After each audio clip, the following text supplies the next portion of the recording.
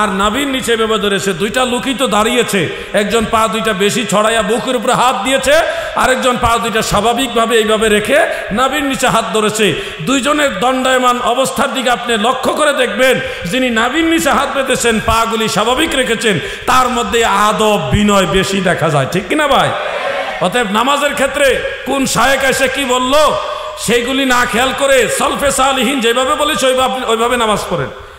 সামি'তু রাসূলুল্লাহি সাল্লাল্লাহু আলাইহি ওয়াসাল্লাম ইয়াকুল ইন্না মিন উম্মতি মান ইয়াশফাউ লিল ফিআমি ওয়া মিনহুম মান ইয়াশফাউ লিল আসাবা ওয়া মিনহুম মান ইয়াশফাউ লিল কাবিলা ওয়া মিনহুম মান ইয়াশফাউ লির রিজালি আও লির রাজুলি হাত্তা ইয়াদখুলাল জান্নাহ। রাওয়াহু তিরমিজি ওয়া আহমদ। হাযা হাদিসুন হাসান। সুবহানাল্লাহ। হযরত আবু সাঈদ খুদরি রাদিয়াল্লাহু আনহু বলেন, আল্লাহর রাসূলকে আমি বলতে শুনেছি গো, আমার দয়াল নবীজি বলেন, আমার উম্মতের মাঝে এমন উম্মত আছে, একজন উম্মতে বিশাল এক জনসমষ্টিকে শাফাআত করে তার সাথে জান্নাতে নিয়ে যাবে। ফিআমুন মানে বিশাল জনসমষ্টি, বিশাল এক দল লোক একজনই সুপারিশ করে জান্নাতে নিতে পারবে, এমন আদরের উম্মত আমার নবীর উম্মতের বাগানের মাঝে আছে। আর আমাদের ভয় দেখায় আল্লাহর ওলিরা ফির আউলিয়া জান্নাতে যাবে কিনা গ্যারান্টি নাই। বাবা তুমি জান্নাতে যাইবা কিনা তোমার গ্যারান্টি নাই, আল্লাহর ওলিরা জান্নাতে যাবে, এই জন্যই তারা আল্লাহর ওলি হইছে। আমরা আব্দুল্লাহ, তারাও আব্দুল্লাহ, তবে বেশ কম হলো আমরা শুধু আব্দুল্লাহ, আল্লাহর বান্দা, তারা আল্লাহর বান্দা এবং আল্লাহর বন্ধু। তাদের উপাধি একটা স্পেশাল, তারা আল্লাহর বন্ধু, ওলিউল্লাহ, আল্লাহর বন্ধু। তুমি তো বন্ধু হতে পারোনি, বান্দাই রয়ে গেলা। তারা বান্দাও হয়েছে, বন্ধুও হয়েছে। অতএব তাদের ব্যাপারে কথা বলতে সাবধান হয়ে বলতে হবে। মনে রাখবেন, আল্লাহ তাআলা ওলিদের ব্যাপারে কোরআনে যখন বলেন তখন প্রথম শব্দটা উচ্চারণ করছে সাবধান। আল্লাহ হরফে তানবিয়া, সতর্কতামূলক অভয়। সাবধান, শুরুতেই সাবধান, কথা বলার শুরুতেই সাবধান, তার মানে খুবই গুরুত্বপূর্ণ কথা এটা। ইন্না আবার তাকিদ দিতেছে হরফে মুসাব্বাবিল ফেল দিয়ে। আলা বলছেন সাবধান বলে আবার গুরুত্ব দিতেছে ইন্না, নিশ্চয়, মানে গুরুত্ব বেশি দিয়ে বলতেছে। আউলিয়া আল্লাহি লা খাউফুন আলাইহিম ওয়া লা হুম ইয়াহজানুন, আমার ওলি যারা তাদের ভয় নাই, চিন্তা নাই। আর তুমি সলিমউদ্দিনের ফুলা কলিমউদ্দিন, তুমি কি ওলিয়া আউলিয়া জান্নাতে যাবে না গ্যারান্টি নাই, তোমার গ্যারান্টি নাই, আল্লাহর ওলিদের গ্যারান্টি আছে, ঠিক কিনা বলুন?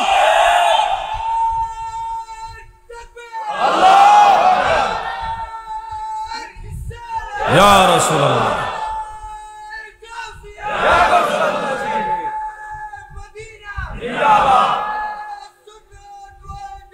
জিন্দাবাদ।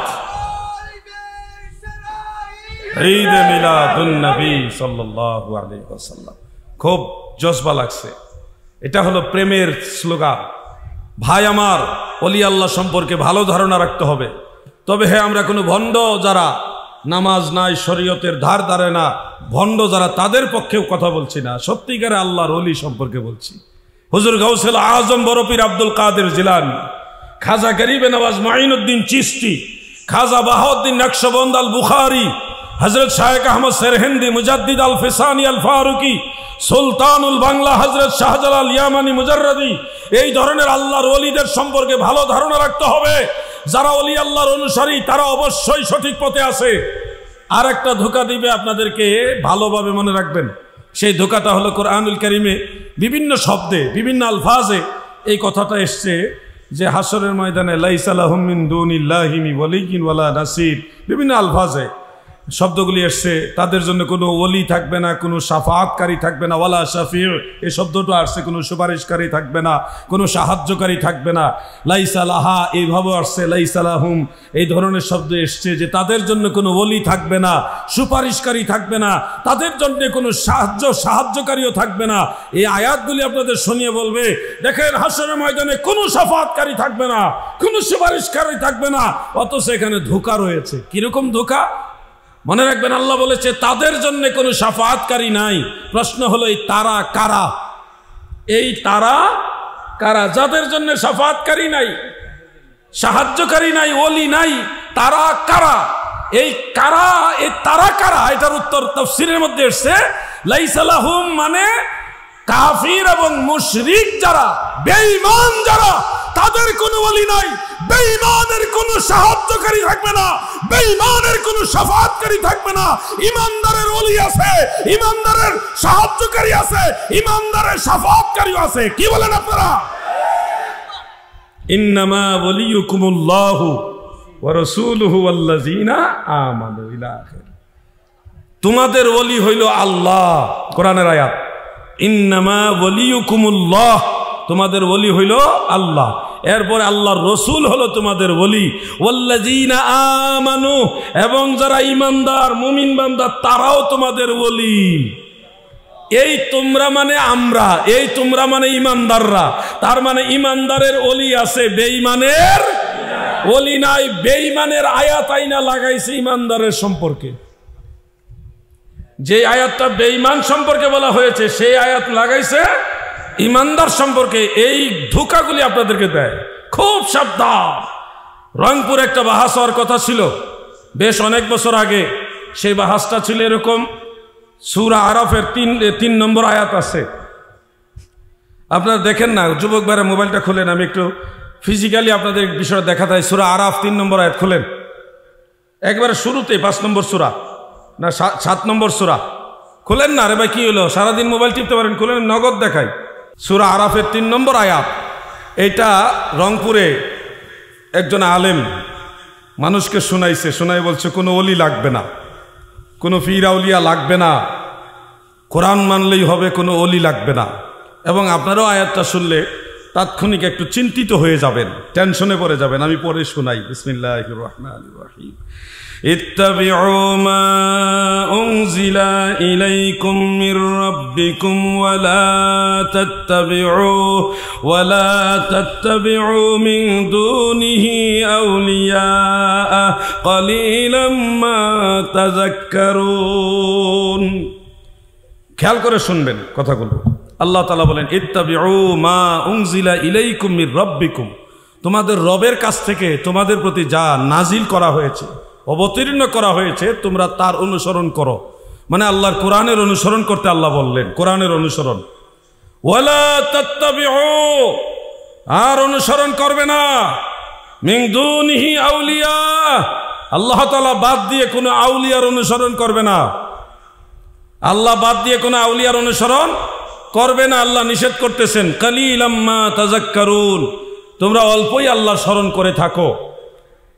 এই আয়াত শুনে আপনারও মনে হচ্ছে আল্লাহ তাআলা বলছে কোনো আউলিয়া মানা যাবে না, এরকম মনে হইতেছেন একটু একটু? কি যুবক ভাইরা কথা বলেন না? একটু একটু মনে হইতেছে না যে আল্লাহ যে বললো ওয়ালা তাত্তাবিউ মিন দুনিহি আউলিয়া, তোমরা আল্লাহ ব্যতীত কোনো আউলিয়ার অনুসরণ করবে না, আল্লাহ নিষেধ করতেছে। এই আয়াতে কারিমা রংপুরের সে আলেম ভাই মানুষদেরকে শোনাই বলছে কোনো আউলিয়া লাগবে না, কোরআন মানলে হবে। দেখেন কোরআনের আয়াত, মানুষের কোরআনের আয়াত ধরাই দিছে, মানুষকে ঠিকই তো কোরআনে আছে। কিন্তু আমার যারা পীর ভাই ছিলেন, সুন্নি যারা ছিলেন, তারা বললেন জিহাদি ভাই আপনি আসেন তো, বিষয়টা একটু মীমাংসা দিয়ে যান। আমরা গেছিলাম কিতাবপত্র নিয়ে, কিন্তু ওনারা দয়া করে আসেননি। অনেক ক্ষেত্রে এরকম হয়, খুব হামতাম করে বাস করবে, হেই করবে, কিন্তু যখন স্পটে ওখানে আমরা যাই ওনারা আসেন না, কোনো এক অজানা কারণে আসেন না।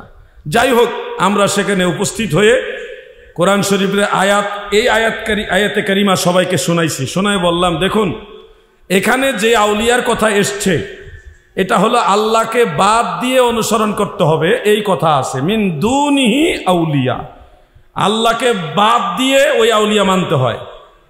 আবার খেয়াল করেন কোরআনুল কারীমের সূরা ইউনুসের 62 নম্বর আয়াত আল্লাহ তাআলা বলেছেন, সূরা ইউনুস 62 নম্বর আয়াতে সেখানে আউলিয়ার কথা বলেছেন, আলা ইন্না আউলিয়া আল্লাহ, নিশ্চয় সাবধান, নিশ্চয় আল্লাহর আউলিয়াগণের কোনো ভয় নেই, যেটা আপনারা একটু আগেও শুনলেন।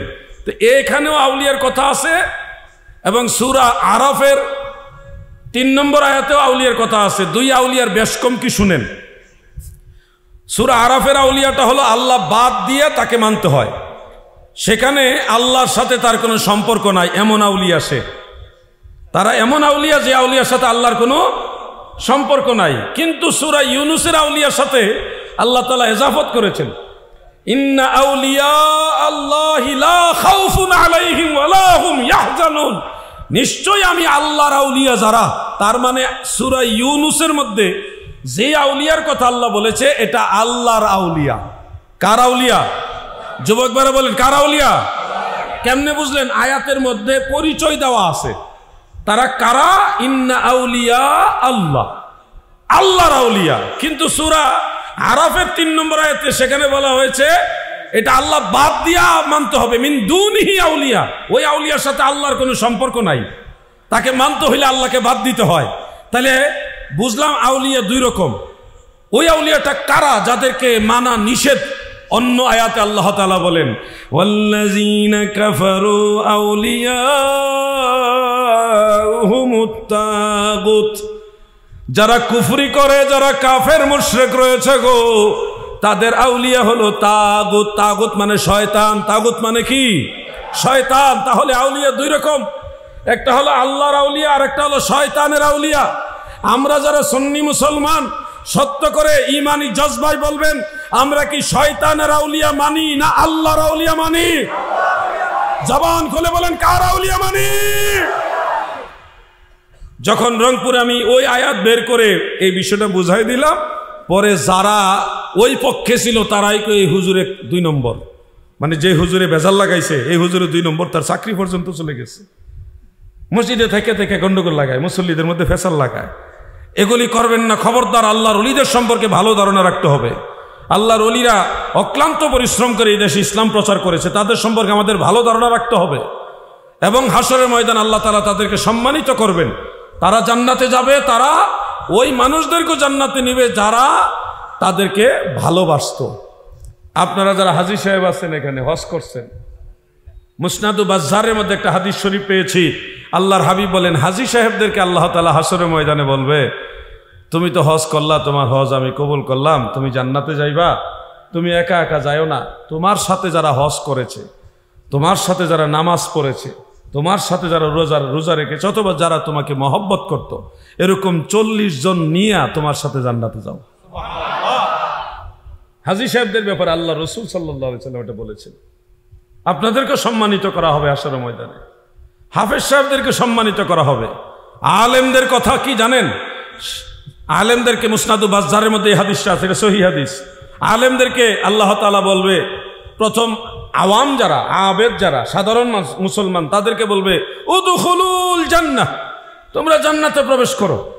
পাবলিক যারা জান্নাতি তারা জান্নাতে যাবে, ফেরেশতারা নিয়ে এনে জান্নাতে প্রবেশ করাবে। কিন্তু আলেমদের বলবে তোমরা দাঁড়াও, তোমরা দাঁড়াও, তোমরা জান্নাতে প্রবেশ করিও না। আলেমদেরকে দাঁড়া করাবেন। আপনারা হয়তো ভাবতেছেন আলেমদের বিচারটা মনে করা বিচার হইব নাকি? না না, ওই আলেমদের কথা বলছি না। আলেম 2 প্রকার, একটা হলো হক্কানি আলেম আর একটা হলো দুনিয়াদার আলেম। হক্কানি আলেমদেরকে আল্লাহ তাআলা বলবে তোমরা জান্নাতে এখন যেও না, তোমরা দাঁড়াও, তোমরা দাঁড়াও। আল্লাহ কেন গো? আমরা কেন দাঁড়াবো? আপনি মেহেরবানি করে বলুন। আল্লাহ তাআলা বলবে তোমরা যেও না, আমার অনেক গুনাহগার বান্দা গুনার মামলায় আটকে গেছে।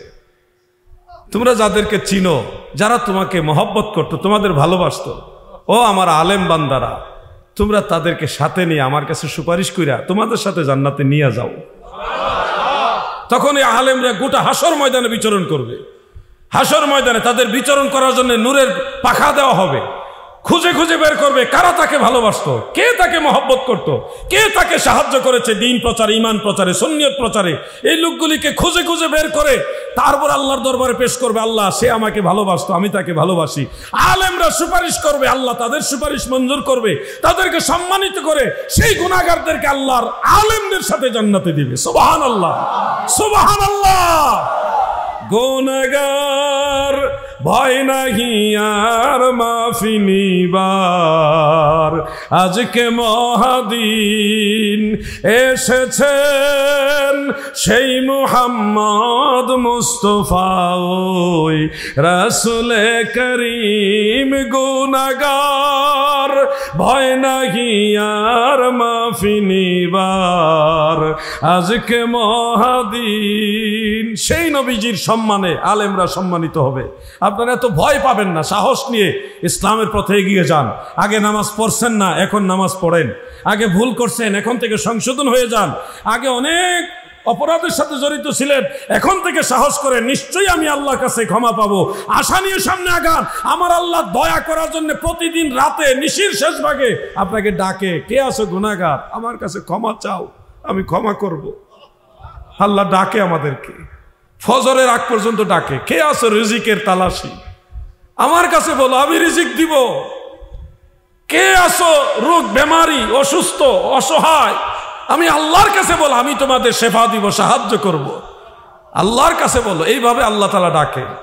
আম্বিয়া সকল জুটে, আউলিয়া সকলে লুটে। আম্বিয়া সকল জুটে, আউলিয়া সকলে লুটে। ভান্ডার ধারো খোলা পে, ভান্ডার ধারো খোলা পে, লোটে ধন মন ভরে। ভান্ডার ধারো খোলা পে, লোটে ধন মন ভরে।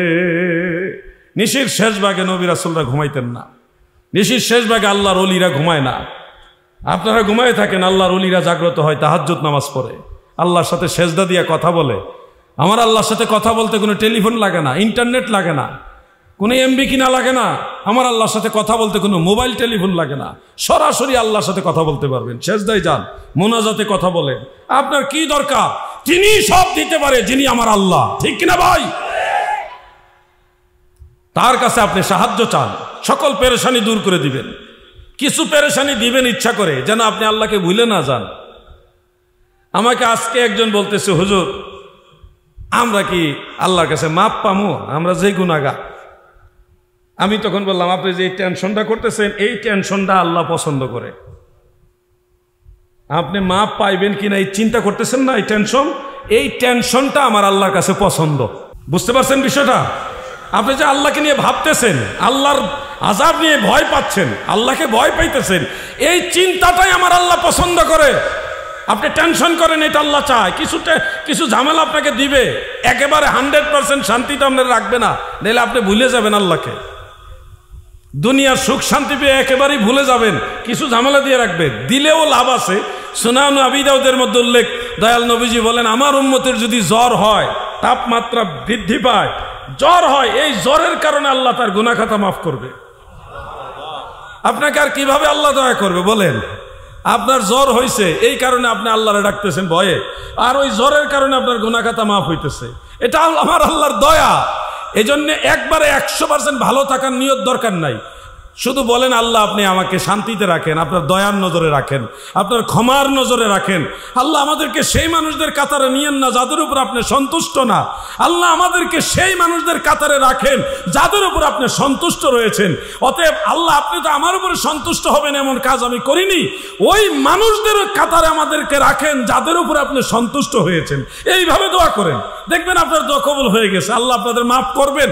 অবশ্যই আল্লাহর দয়ার চাদরে আপনাদেরকে ঢেকে রাখবেন। সূরা ফাতিহার মধ্যে এটা আপনি বলেন, আল্লাহ শিক্ষা দিয়েছেন, ইহদিনাস সিরাতাল মুস্তাকিম সিরাতাল্লাযীনা আন'আমতা আলাইহিম। আল্লাহ আমাদেরকে সরল সঠিক পথে পরিচালিত করুন, যেই পথে আপনার নিয়ামতপ্রাপ্ত বান্দারা চলেছে।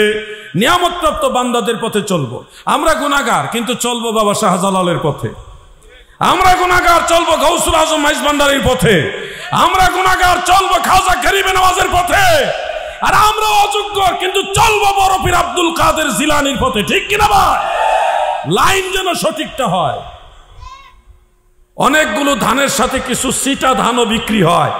আমরা না হয় অল্প কয়টা মানুষ সিটা ধান, কিন্তু ধানের সাথে মিশে থাকতে হবে, আলাদা হইলে বিপদ। ধানের সাথে যদি আপনি সিটা ধান অল্প কয়টা মিশে থাকেন, তাহলে ধানের ওজনে বিক্রি হয়ে যাবেন, ধানের ওজনে বিক্রি হয়ে যাবেন। এই জন্যে যারা সঠিক, যারা আল্লাহর মায়ার বান্দা, নিয়ামত প্রাপ্ত বান্দা, তাদের দলে থাকতে হবে। সেই দলের নাম নিশ্চয়ই ওয়াহাবি, নাকি? মাশাআল্লাহ, বলি মারহাবা। আহলে সুন্নাত ওয়াল জামাত একটা গজল আমি মাঝে মধ্যে গাই, আপনারা বেজার হয়েন না, কাউকে হিট করার জন্য নয়, বরং সুন্নিদেরকে উৎসাহিত করার জন্য আমি এটা বলি। সুন্নি মুসলমান, সুন্নি মুসলমান হরে সাবধান, ওহাবি খারিজির দলে লুটিল ঈমান। সতর্ক হতে হবে, আপনাদেরকে সচেতন হতে হবে। আপনার ঈমানের ব্যাপারে আপনাকে অবশ্যই দায়িত্বশীল হতে হবে। আমি গুনাহগার হইলেও আমার দলটা যেন নবীর দল হয়, হাসরের ময়দানে যেন শাফাত পাওয়ার মতো কিছু একটা উসিলা আমার থাকে। চলবেন এমন মানুষের সাথে যে মানুষ আমলদার, নবী প্রেমিক। আপনি দুর্বল হইলে হাসরের ময়দানে ওই মানুষটাই আপনারা তরায় নিব। এমনও ঘটনা আছে, আপনারা শুনলে কেমন মনে করবেন জানি না, আলেমদেরকে যারা অজুর পানি আগায় দেয়, এই অজুর পানি আগায় দেওয়াটা কাজে লাগবে। কথা বুঝতে পারছেন? আলেমরা জান্নাতে যাবে, আর আপনি দাঁড়ায় বলবেন, হুজুর আমি একদিন আপনার শীতকালে গরম পানি অজুর পানিটা আগায় দিয়েছিলাম। আল্লাহ তাআলা তাকে মনে করে দিবে, ওই মহাব্বত করেনেওয়ালা হিসেবে তাকেও আলেমরা সুপারিশ করবে। এইভাবে আল্লাহ মানুষ যখন মাফ করবেন, তখন আল্লাহ এইভাবেই মাফ করবেন। আমরা আল্লাহর দয়া চাই, আপনারা চান কিনা বলেন? ডেকে নিবে যেদিন আমারে তোমার প্রিয় করে নিও, হায়াতের দিন ফুরালে খাতেমা ঈমান মুরে দিও, কালেমা নসিব মুরে দিও। ও আল্লাহ,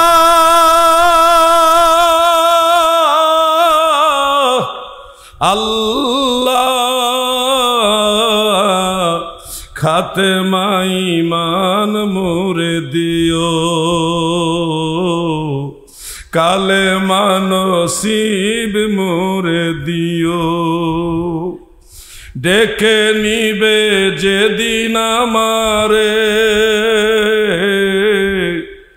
তোমার প্রিয় করে নিও। সেই নামাজে তাড়াহুড়া করবেন না। যে সময় বাঁচানোর জন্য আপনি নামাজে তাড়াহুড়া করছেন, সেই সময়ের স্রষ্টা হলেন আমার আল্লাহ। আপনি ট্রাই করে দেখবেন, যেদিন আপনি দুনিয়ার জন্য তাড়াহুড়া করছেন, সেদিন আপনার পেরেশানি যেন শেষ হয় না, কাজই যেন শেষ হইতেছে না। কিন্তু আপনি সেজদায় গিয়ে সুবহান রাব্বিয়াল আ'লা খুব শান্তির সাথে আপনি বলেন, রুকুতে গিয়ে সুবহান রাব্বিয়াল আযীম এগুলি খুব রিল্যাক্সে বলেন, আনন্দের সাথে বলেন, সূরা ফাতিহা, ইখলাস এগুলি শান্তির সাথে বলেন। সেদিন দেখবেন আপনার সময়ের বরকত হয়ে গেছে, আপনার পেরেশানি কমে গেছে, অনেক কঠিন একটা কাজ সহজ হয়ে গেছে। আল্লাহ সাহায্য করবে, তাড়াহুড়া করবেন না। অনেক ভাইরা সেজদা দেয়, সেজদা থেকে প্রথম সেজদা থেকে মাথা সামান্য একটু তুলেই আবার দ্বিতীয় সেজদা দিয়ে দেয়। এরকম করবেন না, নামাজের ওয়াজিব তরক হয়। ইচ্ছাকৃত অনিচ্ছাকৃত এগুলি করবেন না। সেজদা প্রথম সেজদা থেকে সোজা হয়ে বসা ওয়াজিব, এরপরে দ্বিতীয় সেজদা দিবেন। প্রথম সেজদার পরে সোজা হয়ে বসা কি ওয়াজিব। আপনি যদি ইচ্ছাকৃতভাবে এটা করেন, যে তাড়াহুড়া করে সামান্য তুলে আরেকটা সেজদা দিয়ে দিয়েছেন, তাহলে আপনার ওয়াজিব তরক হওয়ার কারণে নামাজ হবে না। আর অনিচ্ছাকৃত করলে তখন আপনি সেজদায় সাহু দিলে নামাজ হবে। কিন্তু এই তাড়াহুড়াগুলি কার জন্য করেন? সন্তানের জন্য, স্ত্রী পরিবার পরিজনের জন্য কত টাকা পয়সা রুজি রোজগার করছেন, কিন্তু জানেননি এই টাকা পয়সা রুজি রোজগারের একটা কালে বুঝবেন এই সন্তান আওলাদরা আসলে আপনার চাইতে আপনার সম্পদকে বেশি ভালোবাসে। একটা সময় গিয়ে বুঝবেন আপনি। এখন হয়তো ভাববেন না, এটা ঠিক হইতে পারে না, আমার সন্তানরা আমাকে বেশি ভালোবাসে। কিন্তু একটা সময় দেখবেন আপনার সম্পদ এমন অবস্থায় যদি যায় তখন আপনার আওলাদরা আপনার চেয়ে আপনার সম্পদের গুরুত্ব বেশি দিবে। এজন্য সম্পদের বিষয়ে দৌড়ানোর চেয়ে আল্লাহর দিকে দৌড়ান। সম্পদ লাগবে, চলার জন্য যেটা দরকার এটা লাগবে। আল্লাহ তাআলা আমাদের 5 ওয়াক্ত নামাজ আদায় করার তৌফিক দেন, বলেন আমিন। সবাই বলেন আমিন। ফিতনার যুগে আরেকটা মাসআলা আপনাদের বলে রাখি, দাদু এগুলি বলবে না, অন্য না আলেমরা সাধারণত বলে না। সেজদা অবস্থায় 2টা পা এইভাবে জমিনে লাগিয়ে রাখবেন, খাড়া করে, কায়েত করে নয়, চিৎ করে নয়, এইভাবে নয়, সোজা কমপক্ষে 2টা আঙ্গুল জমিনে লাগিয়ে রাখতে হবে সেজদার সময়। ফতোয়ে শামী, ফতোয়ে আলমগীরের মধ্যে উল্লেখ, যদি সেজদা অবস্থায় আপনার 2 পায়ের কোনো একটা পা জমিন থেকে উপরে উঠে যায় তখন আপনার নামাজটা মাকরুহ হয়ে যাবে। আর যদি সেজদা অবস্থায় 2টা পা একসাথে জমিন থেকে উঠে যায় তাহলে আপনার সেজদা হবে না, নামাজই হবে না।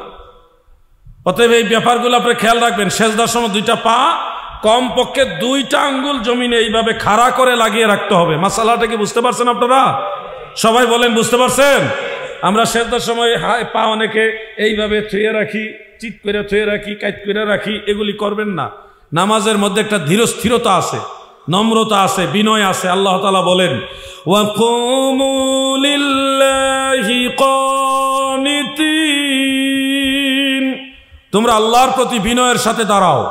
এমনভাবে দাঁড়াবেন না যে আপনি নামাজে আল্লাহর সামনে দাঁড়াচ্ছেন, এটা বোঝাই যায় না। কিছু ভাইরা নামাজের সময় এইভাবে দাঁড়ায়, এইভাবে বুকের উপরে হাত বাঁধে। এরকম করবেন না দাদু। বুকের উপরে হাত বাঁধার এই স্টাইলের চেয়ে নাভির নিচে হাত বাঁধার স্টাইল, 2টা আপনি দেখেন কোনটার মধ্যে আদব বিনয় বেশি। আপনার দৃষ্টিতে আপনি বিচার করে দেখুন। আল্লাহ তাআলার আদেশ ওয়াকুমু লিল্লাহি কানিতিন, তোমরা আল্লাহর প্রতি বিনয়ের সাথে দাঁড়াও। একটা ছেলে যদি এইভাবে দাঁড়ায়, 2টা পা এইভাবে ছড়ায়া আর বুকের উপরে এইভাবে হাত রেখে দাঁড়ায়, তার দিকেও তাকান। আর পাশে আরেকটা ছেলে স্বাভাবিকভাবে পা 2টা এইভাবে কিবলার দিকে রেখেছে আর নাভির নিচে এভাবে ধরেছে। 2টা লোকই তো দাঁড়িয়েছে, একজন পা 2টা বেশি ছড়াইয়া বুকের উপরে হাত দিয়েছে, আরেকজন পা 2টা স্বাভাবিকভাবে এইভাবে রেখে নাভির নিচে হাত ধরেছে। 2জনের দণ্ডায়মান অবস্থার দিকে আপনি লক্ষ্য করে দেখবেন, যিনি নাভির নিচে হাত পেতেছেন, পাগুলি স্বাভাবিক রেখেছেন, তার মধ্যে আদব বিনয় বেশি দেখা যায়। ঠিক কিনা ভাই? অতএব নামাজের ক্ষেত্রে কোন শায়েখ এসে কি বলল সেইগুলি না খেয়াল করে সলফে সালিহিন যেভাবে বলেছে ওইভাবে নামাজ পড়েন।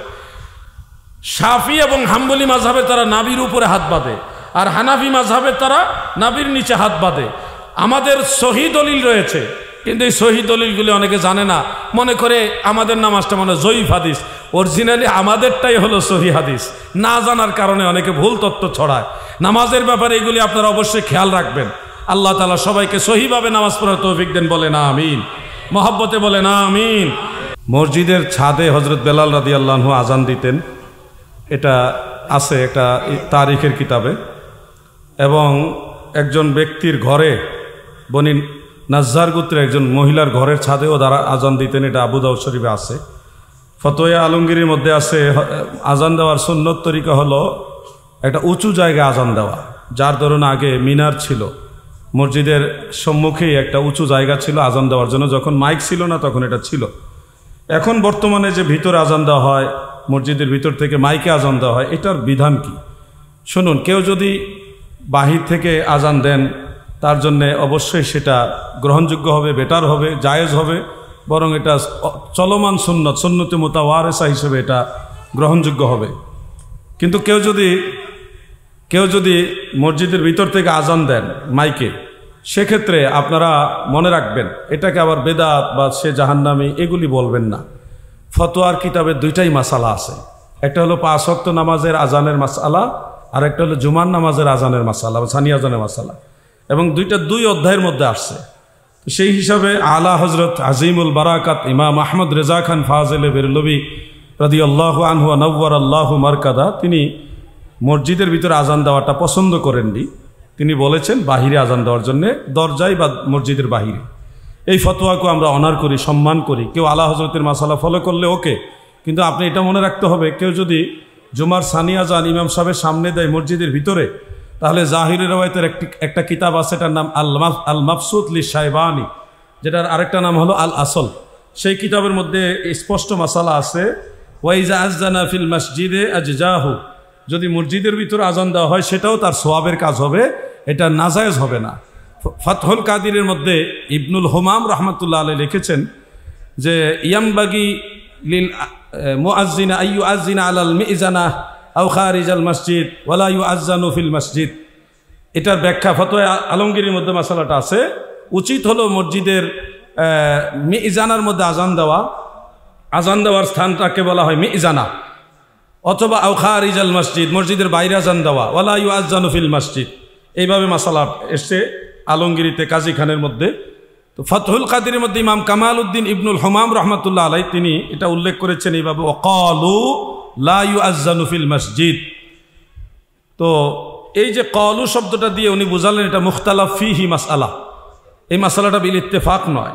কারণ হলো বাদায়ু সানায়ের মধ্যে ইমাম কাসানি রহমাতুল্লাহ আলাইহি তিনি লিখেছেন লিআন্নাল মিজানাতা মিনাল মসজিদ, মিজানা যে স্থানটা এটা মসজিদের এরিয়ার সীমানার ভিতরে একটা জায়গা। এই জন্য ওই মাসালা থেকে বোঝা যায় মসজিদের ভিতরে আজান দেওয়াটা কোনো দোষের কিছু না, গুনার কাজ না। হ্যাঁ, আপনার যদি মাইক না থাকে অথবা আপনি যদি মনে করেন বাহির থেকে উঁচু জায়গা থেকে আমি মাইক আজান দিব, ওকে বেটার, সুযোগ থাকলে ওটা করেন।